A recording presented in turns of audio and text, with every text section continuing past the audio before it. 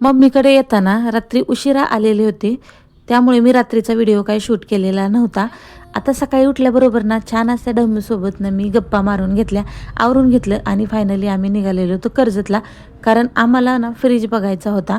मम्मीसाठी आम्हाला एक नवीन फ्रीज घ्यायचा आहे आणि इथे सगळे मिळून आम्ही कर्जतला आलेलो होतो.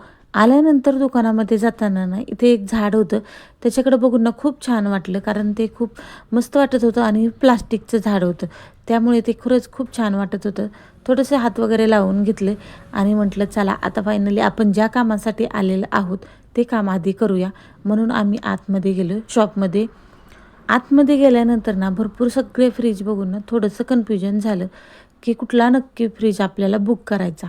पण मम्मीला ना डबल डोअरचा फ्रीज हवा होता, त्यामुळे आम्ही सगळीकडे चौकशी केली, बघितलं काय रेट आहेत काही नाही. पण उन्हाळ्यामुळे ना फ्रीजचे रेट खूप हाय झालेले होते, तरीही आम्ही सर्वत्र चेक करून घेतलं.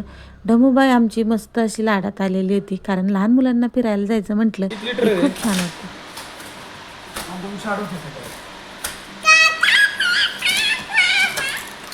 फ्रीज बुक करून आम्ही सोनाराच्या दुकानामध्ये गेलो आणि तिथे गेल्यानंतर तर पाहिलं तर एवढी सगळी गर्दी आहे. आता जवळजवळ अर्धा तास आम्हाला वेटिंगवर थांबावं लागलं.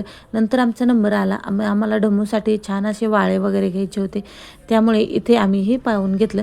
आता माझ्या डमूचा बड्डे आलेला आहे, त्यामुळे थोडीशी तिच्यासाठी खरेदी चालू आहे. इथं नंतर मदर्स डे असल्यामुळे ना छोटासा सोबतच जाताना केक घेऊन गेलेलो होतो. आता ही लाडूबाई आमची सुरुवातीला काहीही चारलं ना अजिबात खात नाही, कारण तिला असं वाटतं की मला औषध चारतात, त्यामुळे ती काहीच खात नाही. नंतर थोडीशी टेस्ट लागल्यानंतर मग आमची रुटीन चालू होते. तर असा आपला छोटासा ब्लॉग कसा वाटला, आवडला असेल तर लाईक करा, शेअर करा आणि सबस्क्राईब करायला विसरू नका.